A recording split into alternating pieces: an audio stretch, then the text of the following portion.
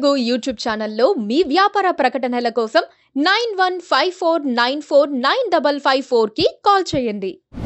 Nizamabad BJP MP Dharmapuri అరవింద్కు ఇప్పుడు ఎటూ పాలుపోవడం లేదు. ఈసారి కేంద్ర మంత్రి పదవి పక్కా అనుకుని ముందస్తుగా సంబరాలు స్టార్ట్ చేసిన అరవింద్కు బీజేపీ అధిష్టానం షాక్ ఇచ్చింది. ఫైర్ బ్రాండ్ బండి సంజయ్కి సహాయ మంత్రి పదవి ఇచ్చి అరవింద్కు మొండి చేయి చూపింది. దాంతో అరవింద్ తీవ్ర మనస్తాపంతో రగిలిపోతున్నట్లు సమాచారం. అధిష్టానం తనను కాకుండా సంజయ్ని ఎందుకు ఎంపిక చేసిందో అర్థం కావడం లేదని అరవింద్ వాపోతున్నారు.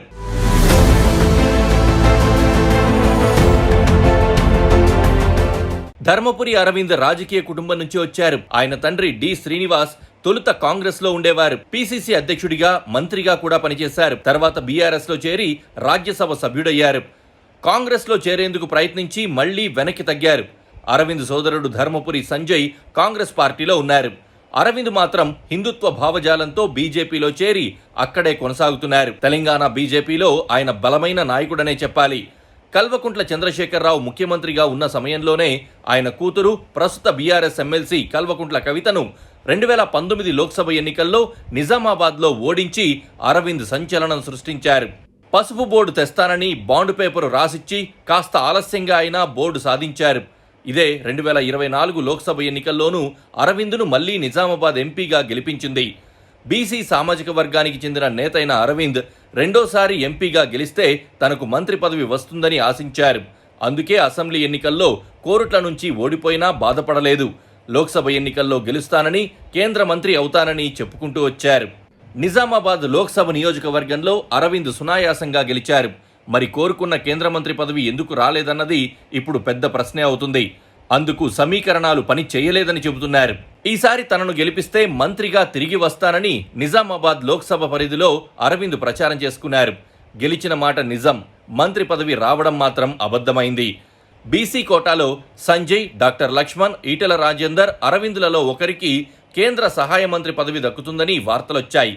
ఈటెలకు బీజేపీ అధ్యక్ష పదవినిచ్చేందుకు ఆయన మంత్రి పదవిని ఆపినట్లుగా చెప్తున్నారు. డాక్టర్ లక్ష్మణ్ను జాతీయ పార్టీలో ఫుల్ టైం వాడుకోవాలని నిర్ణయించినట్లుగా నేతలంటున్నారు. దీంతో బండి సంజయ్, ధర్మపురి అరవింద్ మధ్య టగ్ ఆఫ్ వార్ నడిచి ఉండవచ్చు. ఇద్దరూ ప్రధాని మోదీకి సన్నిహితులే అయినప్పటికీ సంజయ్ కాస్త ఎక్కువ సమానుడని తేలిపోయింది. పైగా బీజేపీ అధ్యక్షుడిగా ఉన్నప్పుడు మోదీ, అమిత్ షాలను మెప్పించే విధంగా బండి సంజయ్ పనిచేశారు. కిషన్ రెడ్డి న్యాచురల్ వాయిస్ కావడంతో ఆయనకు మంత్రి పదవి దక్కగా తెలంగాణలో రెండో పదవి సంజయ్కు వెళ్లిపోయింది. ఈ క్రమంలో ఏకంగా 72 మంది మంత్రులు బాధ్యతలు చేపట్టారు. దాంతో ఇప్పట్లో మంత్రివర్గ విస్తరణ, పునర్వ్యవస్థీకరణ ఉండదని కూడా అర్థమైపోయింది.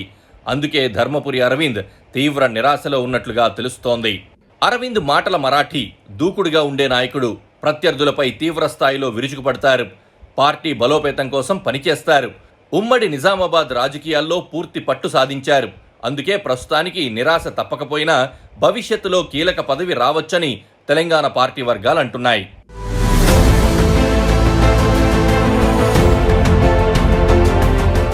Please subscribe to KTV Telugu. KTV Telugu channel.